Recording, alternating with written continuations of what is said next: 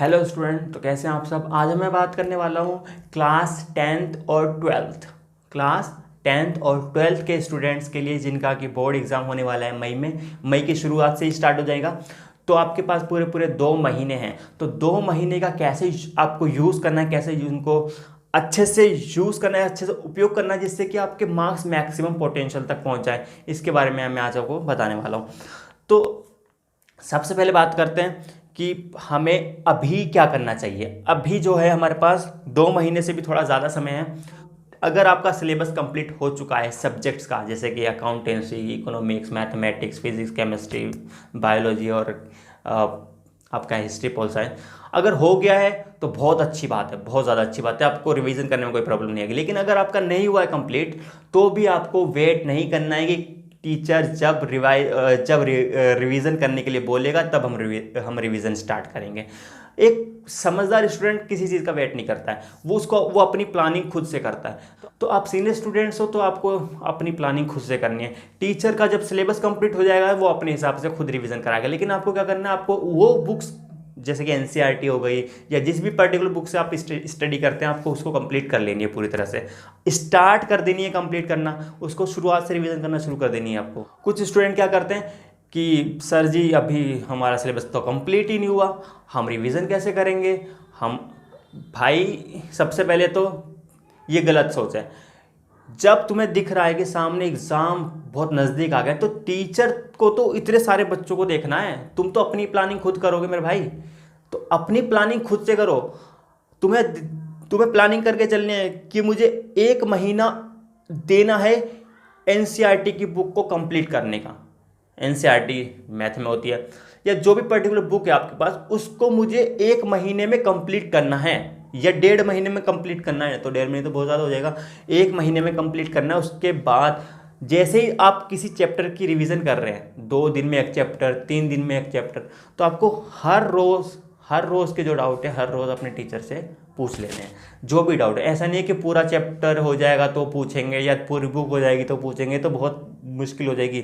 अगर ऐसे करोगे तो आपके पीछे के जो डाउट है वो आगे हो सकता है यूज़ हो, वो कॉन्सेप्ट यूज़ हो, आपको वो पीछे का ही कॉन्सेप्ट नहीं आता तो आगे में प्रॉब्लम आएगी, आपको समझ नहीं आएगा। तो इस तरह से बोझ बढ़ेगा आपके ऊपर। तो रोज़ाना के डाउट पूछ लेने हैं उस पर्टिकुलर सब्जेक्ट टीचर से या ट्यूशन टीचर से, जो भी है। आपको 1 महीना आराम से आपकी बुक कंप्लीट हो जाएगी, लेकिन बशर्त ये है आपकी कि आपने पहले भी स्टडी कर रखी होनी चाहिए।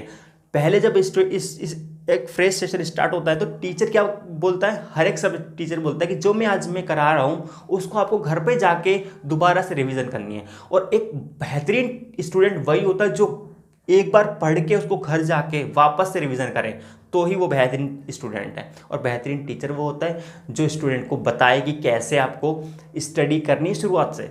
मैं हमेशा अपने स्टूडेंट से बोलता हूँ कि देखो, मैथ में अगर मार्क्स लाने तो एक दिन में नहीं होगा, या एक हफ्ते में नहीं होगा, एग्जाम से एक हफ्ते पहले नहीं होगा। ये इंग्लिश और हिंदी का सब्जेक्ट तो है नहीं कि एक हफ्ते पहले आपने पढ़ा और रट लिया और चले गए एग्जाम देने। और मैथ्स और अकाउंट्स और फिजिक्स के कुछ ऐसे सब्जेक्ट्स हैं जिनको पूरे साल पढ़ना पड़ता है, तब जाके हमारे डाउट क्लियर होते हैं। और कुछ कुछ चीज़ें तो ऐसी होती है जिनका डाउट क्लियर नहीं होता, कहीं कहीं कोई ना कोई डाउट छूट जाता है। तो ऐसे में हमें क्या करना है, पहले से आपने स्टडी कर रखी होनी चाहिए, तो आपका 1 महीने में आराम से बुक कंप्लीट हो जाएगी। और बुक कंप्लीट होने के बाद आपको उस पर्टिकुलर सब्जेक्ट टीचर से पूछना है कि हमने बुक कंप्लीट कर ली, हमारे सारा डाउट क्लियर है बुक का, अब बताओ मैं क्या करना है आगे। तो वो आपको बताएगा, कुछ बुक्स सजेस्ट करेगा, क्योंकि आप बोर्ड एग्जाम दे रहे हैं तो बुक से तो आएगा, लेकिन कुछ क्वेश्चंस आएंगे जो कि बाहर से आते हैं, ठीक है। तो बुक से आपका 60 to 70% एग्ज़ाम बुक से आएगा, 30 to 40% आपका बाहर से आएगा। बाहर से मतलब कुछ ऐसे क्वेश्चन आएंगे जो आपका दिमाग चकरा देंगे और आपको पता नहीं चलेगा उसमें करना क्या हमको। एनसीईआरटी आपको 60 to 70% मार्क्स तो दे देगी, लेकिन क्या करेगी, अगर आपको बेहतर मार्क्स लाने, पास नहीं होना, बेहतर मार्क्स लाने, आपको 90 to 100 या 80 to 100 इनके बीच में मार्क्स चाहिए, तो आपको 100% आपको एक्स्ट्रा बुक करनी पड़ेगी। तो एक्स्ट्रा बुक करने के लिए आपके पास 1 महीना बचा। देखो, 1 महीना आपने एनसीईआरटी या कोई पर्टिकुलर बुक को रिवाइजन करने के लिए निकाल दिया, जो कि आपने पढ़ा था, उसको रिवाइज किया 1 महीने, और अच्छे से रिवाइज कर लिया, कोई डाउट नहीं है।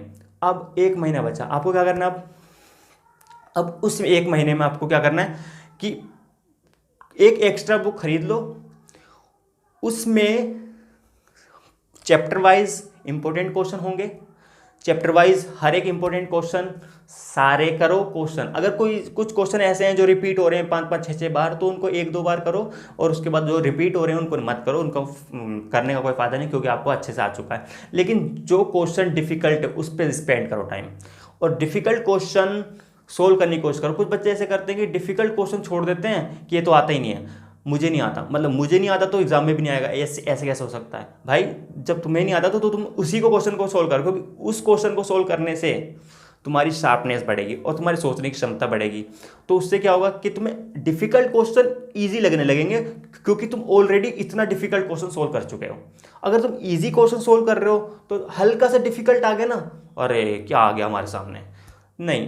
तो आपको क्या करना है, आपको डिफिकल्ट से डिफिकल्ट क्वेश्चन सोल्व करने की कोशिश करनी है, और उसके बाद तुम्हें जितना भी डिफिकल्ट क्वेश्चन आएगा एग्जाम में, कुछ नहीं है आपके सामने। ठीक है, तो समझ में आ गई आपको बात?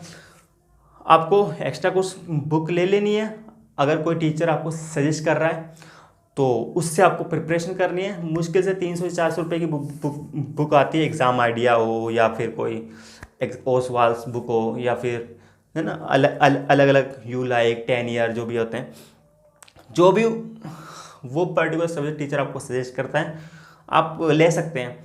और उसके बाद आप 15 से 20 दिन आराम से उसको कंप्लीट करें। 15 से 20 दिन में आपके पास बचेंगे सिर्फ 10 दिन।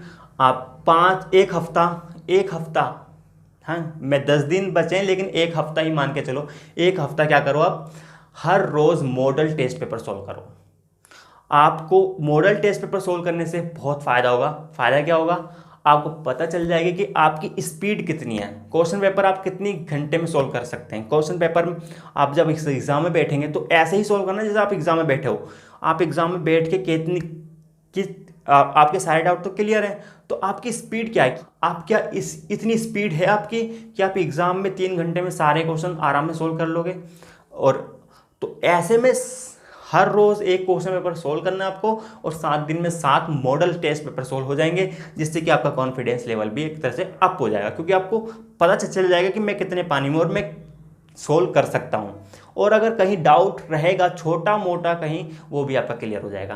तो समझ में आ गई आपको बात? मैंने पूरा प्लान बता दिया है कैसे आपको स्टडी करनी है। 10th हो या 12th हो, कोई भी स्टूडेंट हो, हर एक सब्जेक्ट पे ये बात अप्लाई होती है। कोई भी साइंस का सब्जेक्ट हो, कॉमर्स का सब्जेक्ट हो, आर्ट्स का सब्जेक्ट हो, सब पर ये बात अप्लाई होती है। ठीक है, और जब एक हफ्ता आपने मॉडल टेस्ट पेपर सोल्व कर लिया, उसके बाद आपके एग्ज़ाम आ चुके हैं। आप फिर जिसका एग्ज़ाम है उसकी प्रिपरेशन करें, उसमें जी जान से फिर तैयारी करें। ठीक है ना?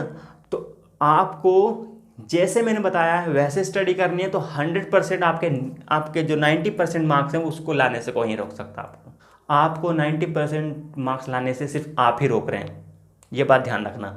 अगर आप खुद से चाहें तो आप 90 से 100, वो भी इंसान होते हैं जो 100% मार्क्स लाते हैं, तो तुम क्यों नहीं ला सकते भाई? ला सकते हो, बिल्कुल ला सकते हो, क्यों नहीं ला सकते?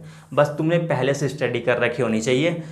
और कुछ स्टूडेंट ऐसे एग्ज़ाम टाइम पे बस पास करा दो जी, बस पास करा दो हमको। अरे भाई इस तरह पास हो जाते तो बस फिर कंपार्टमेंट तो आती नहीं बच्चों की। तो यार तुम पहले से स्टडी करके चलो, क्यों फिर लास्ट में होपलेस होने की ज़रूरत पड़ती है? और जो बच्चे सोच रहे हैं कि बोर्ड में एग्ज़ाम में नकल हो जाती है, तो ये तो बिल्कुल बहुत बड़ी भूल है आपकी। और जो स्टूडेंट ये सोच के जाते हैं उन्हीं की कंपार्टमेंट आती है। मेरे पास हर साल बच्चे आते हैं जो कंपार्टमेंट वाले हैं, वो अलग अलग जगह से पढ़ते हैं, और उनको समझाया भी जाता है या तो वो सीरियस नहीं लेते, या जो भी है उनके पास मैटर, लेकिन उनकी कंपार्टमेंट इसीलिए आते हैं। मैं उनसे पूछता हूँ क्यों नहीं पास हो पाए, तुम पास क्यों नहीं हो पाए?